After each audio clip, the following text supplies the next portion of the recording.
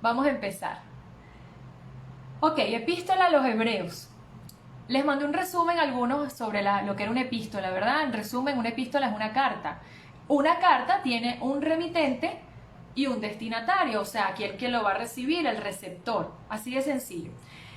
Por ejemplo, la carta a los Corintios. ¿Quién la escribió? El autor Pablo. ¿A quién? A una iglesia llamada Corinto, a un lugar. ¿Ok? Pablo pudo haber escrito a Roma, ¿ok? A la iglesia en Roma, entonces son los romanos, la carta a los romanos, la epístola a los romanos, ¿sí? Hay cartas que eran personales, epístolas personales, que también lo vimos, y era, por ejemplo, a Timoteo, la carta que tenemos en la Biblia, Timoteo, Pablo a Timoteo, Pablo a Tito, a Filemón, ¿verdad? Pero ¿qué particularidad crees que tiene esta epístola a los hebreos? ¿Qué crees tú?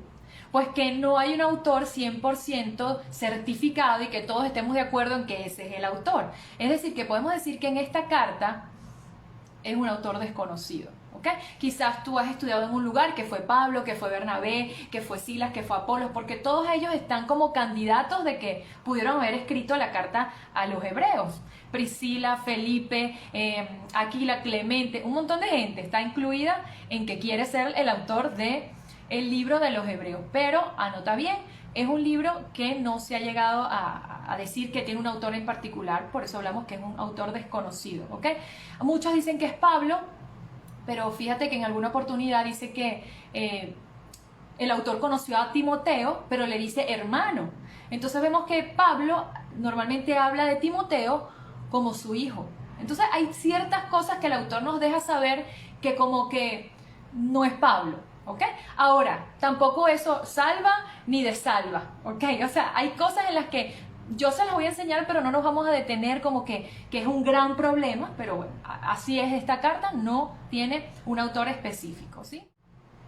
Ok, entre 67 y 69 después de Cristo, escrita esta carta. Ahora, la audiencia, como te digo, hay un autor que en este caso no lo tenemos, ¿y cuál sería la audiencia o el receptor? Pues la carta lo dice a los hebreos, es una comunidad de hebreos, ¿ok?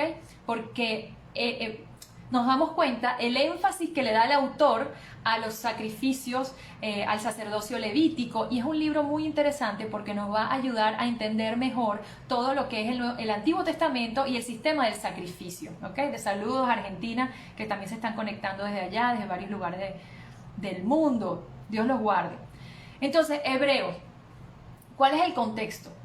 Hoy quizás hablaremos unos minutos antes de entrar en el primer capítulo porque tenemos que hablar del contexto del autor y de varias cosas de este maravilloso libro que tienes ahí. Ok, nos ayuda a entender el Antiguo Testamento, como te dije. ¿Quiénes eran la audiencia? Eran hebreos convertidos a Cristo, ¿ok? Pero con posibilidades de ser perseguidos. Escucha bien, esto es muy importante. Porque depende de a quién se le envía una carta, es como tú vas a redactarla y como tú vas a escribir. ¿Sí? Si esa persona a la que tú le vas a escribir está molesta contigo, tú le hablas de una manera. Si esa persona está feliz contigo, tú le hablas de una manera. Entonces, la audiencia eran varios tipos de judíos, pero particularmente eran judíos que se habían convertido al cristianismo, pero que tenían posibilidades de ser perseguidos. Entonces tenían una gran opción. Escucha bien esto, porque en esto se basa mucho esta epístola.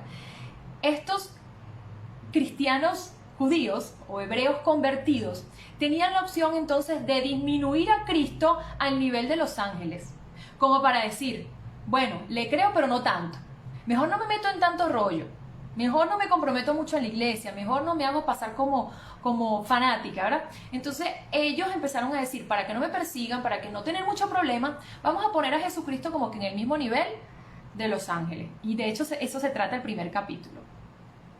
Entonces, eran hebreos además que habían practicado el sacrificio levítico en el templo de Jerusalén, o sea que les era difícil sacarse las mañas, ¿verdad? Era difícil decir, ¿cómo yo ahora no recibo el perdón de pecados porque vaya a matar un cordero? ¿Cómo tú me vas a decir que solo por el sacrificio de Jesús ya yo voy al cielo? Tenían ese choque y hay que entenderlo, no era una situación sencilla, ¿ok? De que ellos creyeran en la gracia así como así, teniendo tantos años por generaciones que ir a un sacrificio levítico, como lo dice el libro en Levítico y todos los primeros 5 libros del Pentateuco, ¿ok?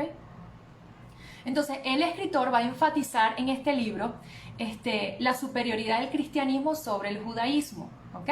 O sea, la superioridad de Cristo sobre los sacrificios levíticos y el tiempo que es permanente ese sacrificio, no como antes, ¿ok? Entonces, el propósito es que este libro exalta a Jesús, ¿ok? Y muestra que Él es superior a cualquier sacrificio, ¿ok? Entonces ya más o menos tienes una idea de qué habla el libro de Hebreos. Haciéndote ahora un poquito más esquemático el libro, antes de entrar en el primer capítulo. Capítulo 1 y 2 va a exaltar a Jesús por encima de los ángeles. El 1 y 2 va a hablar de los ángeles, ya te vas a dar cuenta. Luego el capítulo 3 y 4 va a decir que Jesús es mayor a Moisés. Porque recuerda, el autor está diciéndole a un pueblo hebreo, hey, yo te tengo que dar vamos a decirlo así, tus ídolos, ¿no? Tengo que aclararte que esas que tú tenías aquí arriba ya no están arriba de Jesús, ni en el mismo nivel, están por debajo de Cristo, porque Jesús es superior, ¿ok? Entonces, por eso en el capítulo 3 y 4 va a empezar a hablar de que Jesús es mayor a Moisés. ¿Por qué? Porque era el líder de ellos. Ellos admiraban a Moisés. Ya les había dado la tierra nueva, ¿verdad? ¿Y qué pasó? Nos damos cuenta que el Señor le está diciendo, ¿sabes qué? Tienes una tierra nueva, una nueva creación, pero real. Una tierra de verdad, verdad. ¿Ok? En el capítulo 5 y 7, Jesús dice, o muestra que Jesús es mayor a los sacerdotes y a Melquisedec. Luego, en el capítulo 8 y 10, Jesús es mayor a los sacrificios y al pacto. Es un pequeño resumen, ¿sí? Dios los bendiga a todos, de verdad que se están conectando ahí, ya que hay varias personas ahí conectadas. Los saludamos aquí desde Venezuela. Bueno, soy pastora de la iglesia Levántate y Resplandece, junto a mi esposo Hugo Díaz, y de verdad estamos muy felices de que puedan estar conectados con nosotros. Este estudio también los invita o las invita las mujeres del ministerio que tenemos en la iglesia Levántate y Resplandece, que se llama Mugexi, Mujeres Guerreras y Exitosas. Sé que se están conectando por ahí, pero bueno, queremos desde Venezuela saludarlos a todos y bendecirlos. Estamos en Hebreos, ¿sí? Ahora, importante, tema teológico clave en Hebreos. Ok, tema teológico clave aquí. Que ahora los creyentes tienen acceso directo con Dios bajo el nuevo pacto. Acuérdense, es un pueblo que nunca había entendido eso. Si a nosotros nos cuesta, sin haber tenido ese sacrificio de matar un animal, a ellos que estaban acostumbrados también les costaba, ¿ok? Mucho más.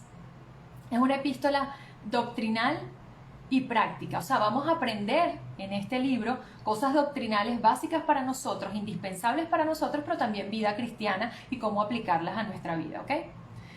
Argentina, Dios los bendiga. Dirigido a varios tipos de judíos.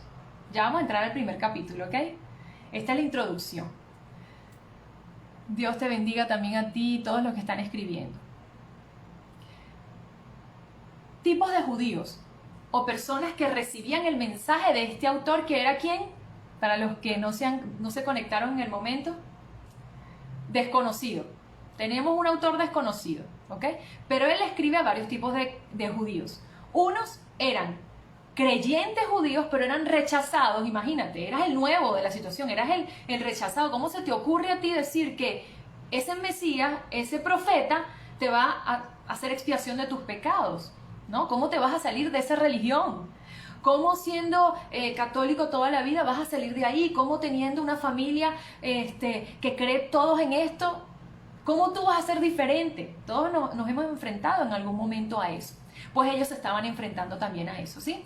Eran rechazados, eran creyentes judíos, pero inmaduros. Ellos estaban tratando de aprender porque estaban aferrados a las tradiciones, ¿ok? Me están preguntando si va a quedar grabada esta enseñanza, y sí va a quedar grabada esta enseñanza en mi cuenta, así que la pueden ver cuando quieran, ¿ok? Dios los bendiga a todos los que están ahí escribiendo, todos. Bien, hay otro tipo de judío que eran judíos, eran incrédulos, estaban un poquito convencidos, pero solamente intelectualmente de lo que era el Evangelio. O sea, intelectualmente estaban persuadidos, pero espiritualmente no estaban comprometidos. Bueno, hoy en día también hay muchos cristianos así, ¿verdad? Que intelectualmente dicen, bueno, eso como que sí es.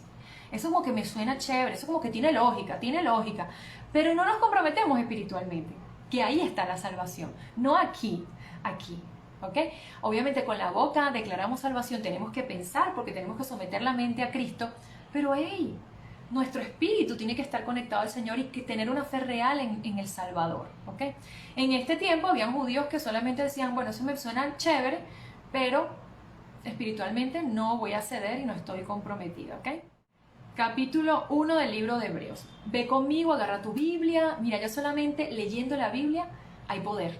Aunque yo no les explique nada, mira, la Biblia habla por sí sola. Aunque nos pongamos aquí tú y yo y leemos, mira, el Espíritu Santo se mueve, ¿ok? Entonces, abre tu corazón, deja que el Señor te ministre mientras leemos juntos la Escritura. Hebreos capítulo 1, verso 1. Dios, habiendo hablado muchas veces, aquí el autor está diciendo esto, mira, Dios habiendo hablado ya muchas veces y de muchas maneras en otro tiempo a los padres por los profetas, está hablando de quién, del Antiguo Testamento, de las personas que entregaban el mensaje a sus padres, o sea, a sus abuelos, todos los que trajeron la ley, ¿ok? Verso 2, en estos postreros días. Cuando me habla de postreros días, está hablando del tiempo del Mesías, del tiempo que vendría el Mesías. Cuando dicen estos postreros días, está hablando de varias dispensaciones. A ver si has escuchado ese nombre, ese término dispensación. Tiempo o postreros días habla de la era de la gracia, la dispensación de la gracia o la era de la iglesia.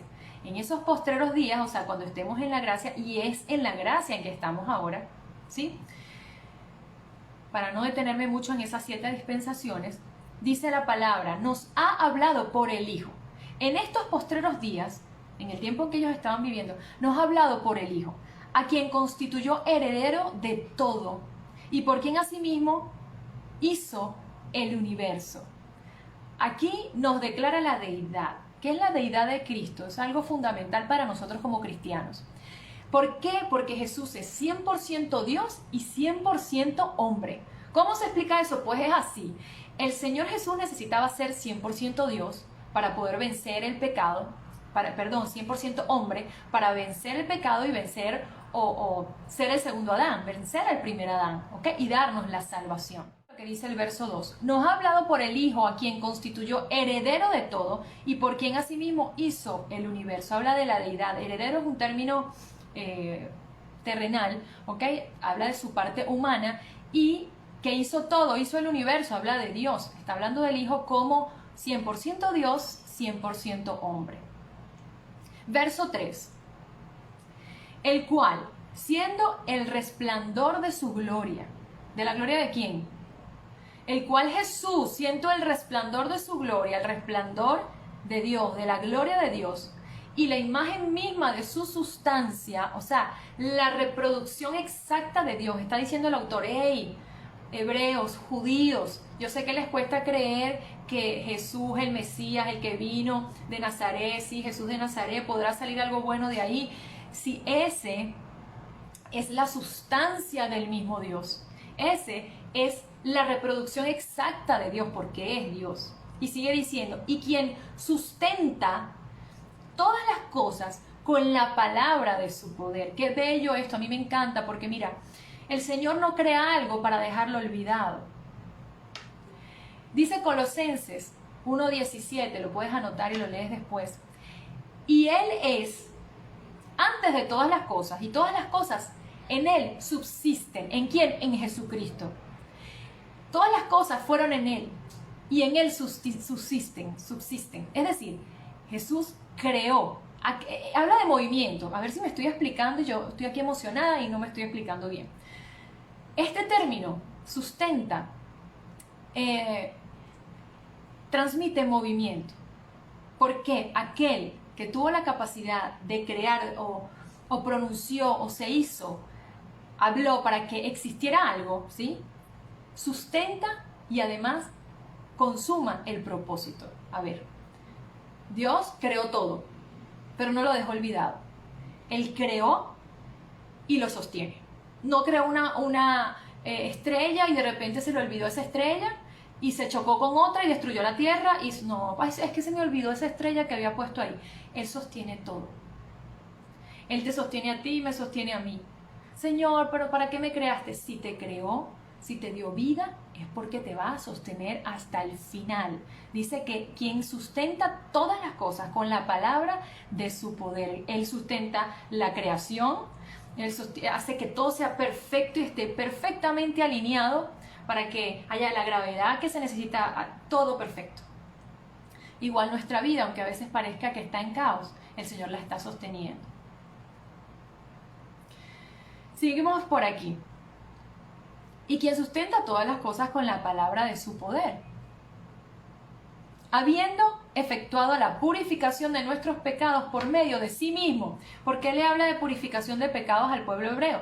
Porque ellos tenían un sistema de sacrificio que lo podemos leer en los primeros libros del Antiguo Testamento, específicamente en Levítico. Si lo has leído, algún día lo leeremos, pero esto nos va a ayudar a entender mucho eso.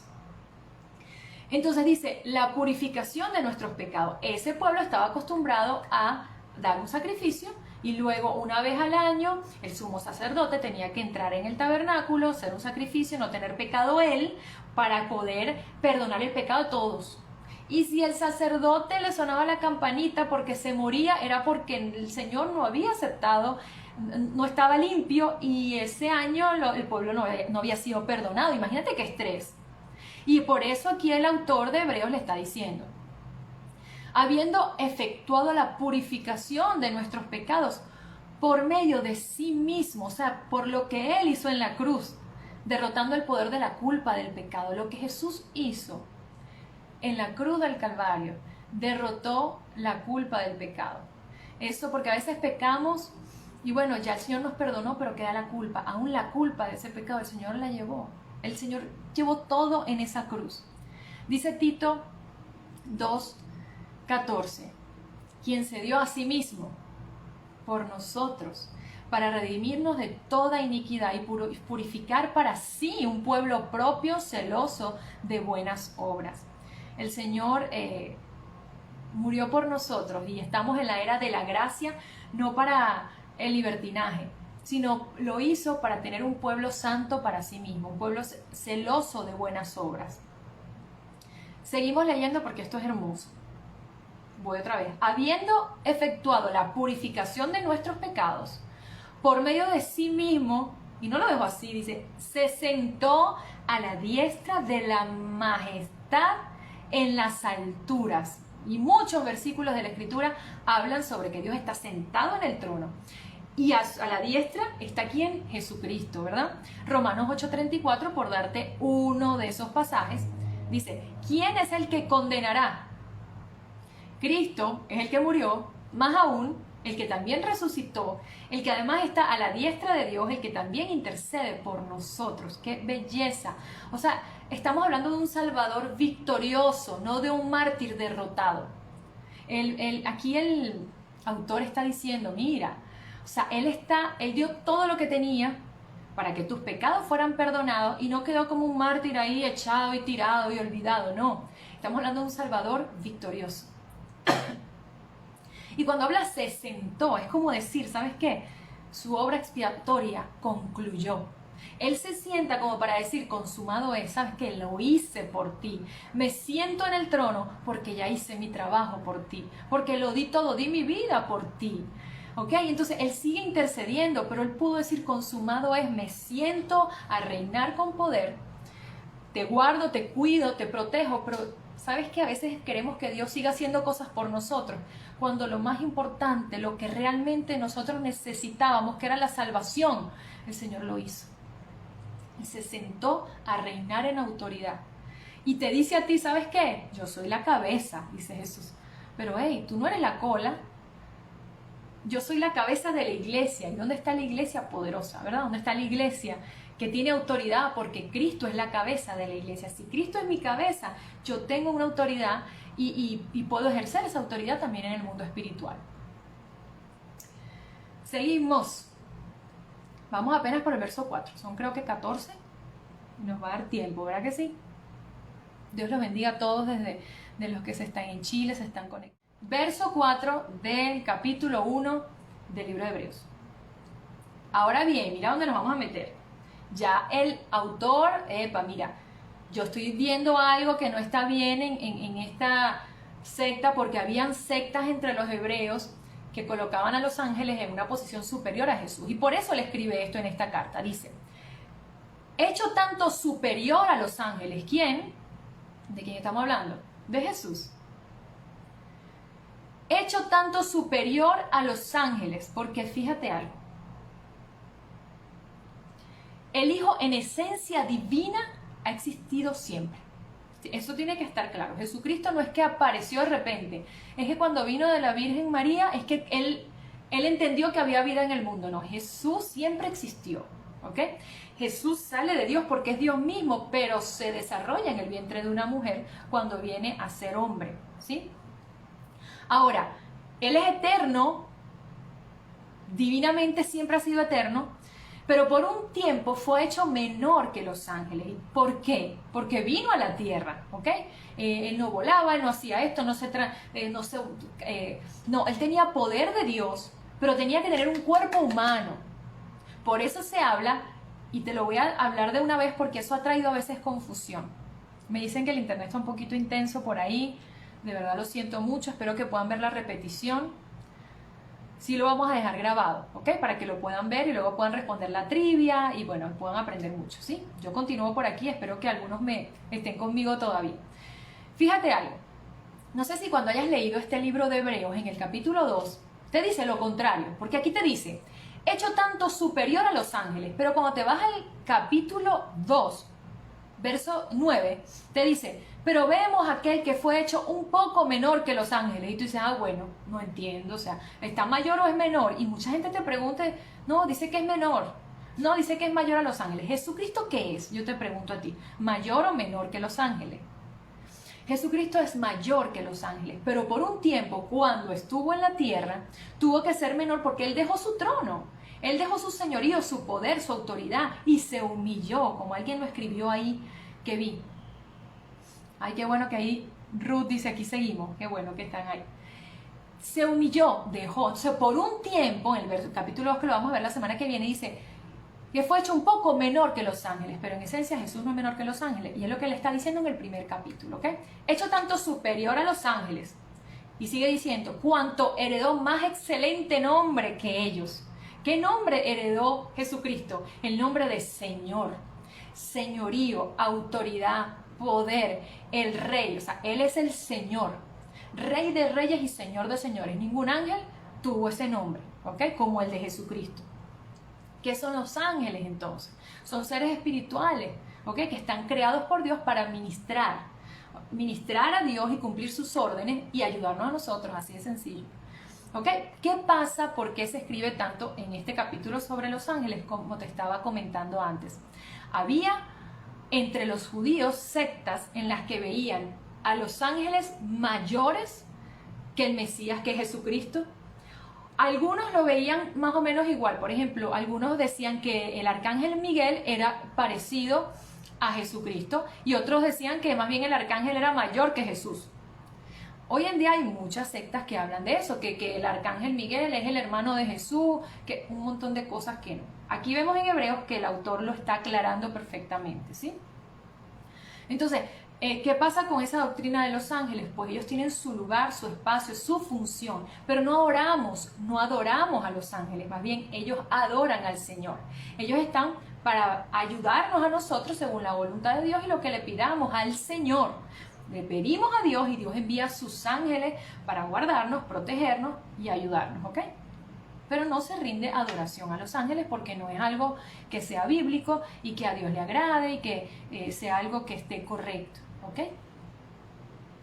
Seguimos en el verso 5, porque ¿a cuál de los ángeles dijo Dios jamás, mi hijo eres tú? ¿Entiendes lo que está diciendo el autor? Ya va, gente, deja la adoración a los ángeles, porque ellos tuvieron una participación muy importante en el Antiguo Testamento, porque eran los que daban los mensajes, ¿verdad?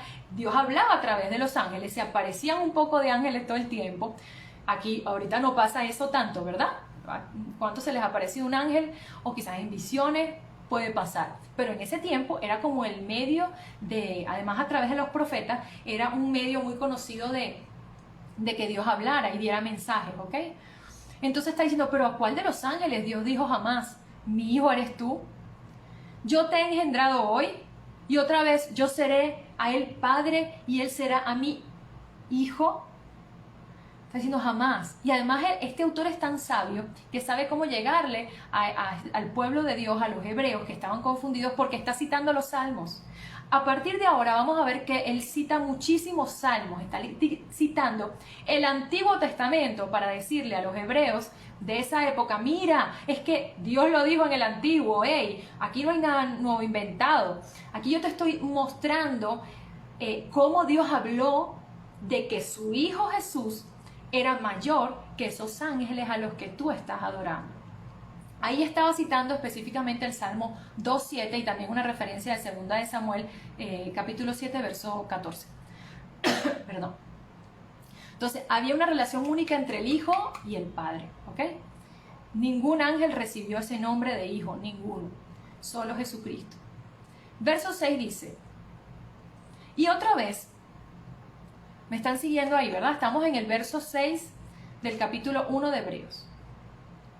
Y otra vez, cuando introduce al primogénito en el mundo, dice, adórenle todos los ángeles de Dios. Ok, empiezo por el final. Adórenle todos los ángeles de Dios. ¿A quién? A Jesús. No se puede adorar a algo que no sea una deidad, o sea, que sea un Dios. Si Dios está diciendo que adoren al primogénito, porque el primogénito es Jesucristo, y ya te voy a explicar un poquito el término primogénito, si Dios está diciéndole, adoren todos los ángeles al Hijo de Dios, es porque Él es Dios. Y habla de primogénito porque, fíjate algo, lo vas a ver en la escritura, disculpa, en varias oportunidades lo que es el primogénito. Habla de Jesús como el primogénito. Pero algo muy interesante es que en ese tiempo el término primogénito no necesariamente se utilizaba como la idea de ser el primero. No necesariamente, ¿ok? Nosotros conocemos que el primogénito es ese bebé que tuvimos primero. Pero en esa época, para el Señor, el término primogénito tenía otro trasfondo adicionalmente a ser el primero. Era un nombre de prominencia, de autoridad. Primogénito entonces no solamente me da la idea de ser el primero, sino de prominencia, posición, título. A Jesús en Colosenses 1:15 y el verso 18 también, se le habla en varias oportunidades de que Él es el primogénito de toda creación, que es el primogénito entre los muertos, ¿verdad? Y muchas veces no necesariamente el primero de algo. Cuando habla el primogénito de toda creación, no significa que fue el primero creado aquí. Fue otras personas que estuvieron creadas. Además, Él salió de Dios, Él es el mismo, es Dios. Pero primogénito es lo primero, pero es lo más importante, es prominencia. Y te voy a dar otros ejemplos, ¿sí? Por ejemplo, en Jeremías 31:9, para ver si me entiendes un poquito. Dice, porque he llegado a ser para Israel un padre. Y en cuanto a Efraín, él es mi primogénito. Israel no fue el primer pueblo nacido en la tierra y lo llama primogénito. Y Efraín no fue el primogénito de José, sino Manasés. Entonces, aquí está hablando de que está diciendo que Efraín era el primogénito, pero no de posición, no de tiempo, no como primero, sino de prominencia y de posición, ¿ok? A ver si me expliqué, espero que un poquito. Verso 7 dice, ciertamente de los ángeles dice, el que hace a sus ángeles espíritus y a sus ministros llama de fuego. Aquí el autor vuelve a citar un salmo, Salmo 104:4. ¿Para qué? Para demostrarle la limitación que tienen los ángeles y la superioridad del Hijo de Dios. Sigue el verso 8, porque aquí habla de muchos salmos. Dice, mas del Hijo dice, aquí va a citar el Salmo 45 del 6 al 7. Tu trono, oh Dios, por el siglo del siglo. cetro de equidad es el cetro de tu reino. Has amado la justicia y aborrecido la maldad, por lo cual te ungió Dios, el Dios tuyo, con óleo de alegría más que a tus compañeros. Está hablando de Jesús y hace una comparación compañeros. ¿Quiénes son esos compañeros? Bueno, algunos hablan de que son personas, otros hablan, o sea, personas que hacían su mismo oficio. Hay otros que hablan de que son los ángeles, pero te ungió más que a tus compañeros, ¿ok? Hay un término superior. Los reyes, los sacerdotes, los que hacían esos oficios estaban ungidos, ¿verdad? Tenían que ser ungidos, pero al Señor dice la palabra que fue con mayor unción, ¿ok? Hay un término de superioridad. Sigue el verso 10, que es otro salmo que el autor está diciendo, que es el Salmo 102, 25, 27. Dice: Tú, oh Señor, en el principio fundaste la tierra, y los cielos son obra de tus manos. Ellos perecerán, mas tú permaneces, y todos ellos se envejecerán como una vestidura, y como un vestido los envolverás y serán mudados. Pero tú eres el mismo. Dios es el mismo, o sea, inmutable, Él no cambia para nada. Nosotros sí cambiamos, ¿verdad? Hace como 20 años éramos diferentes. Su cocina quizás si tiene 30 años en algún momento la tiene que cambiar, porque las cosas se dañan.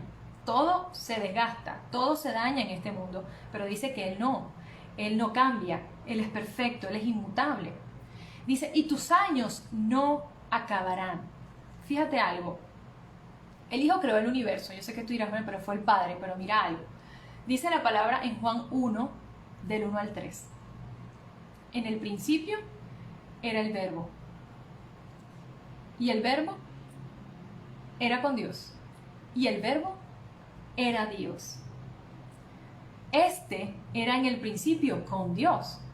Todas las cosas por Él fueron hechas, y sin Él nada de lo que ha sido hecho fue hecho. O sea, Jesús estuvo desde el principio.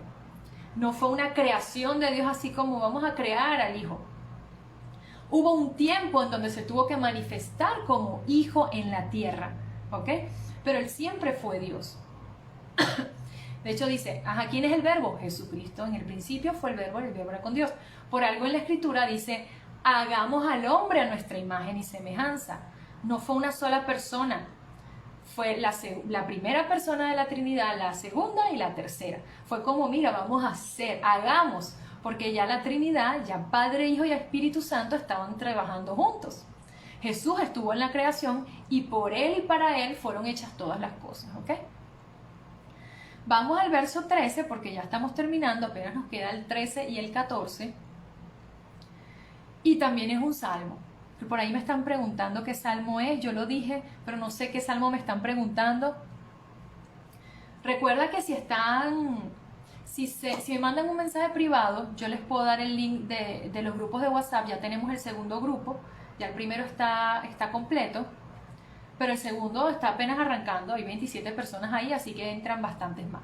Y yo les voy a enviar en estos días, puede ser probablemente mañana, perdón, un pequeño resumen de lo que estamos viendo. Por supuesto, trata de tener tus propios apuntes, porque yo no les puedo escribir todo lo que yo dije o les puedo mandar toda la información, pero sí algunos detalles importantes, ¿ok? Vamos terminando el verso 13.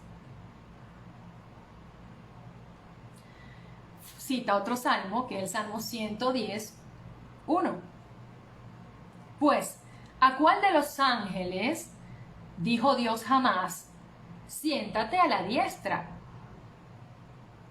Ahora, yo te pregunto, ¿cuál es la posición de los ángeles en el cielo?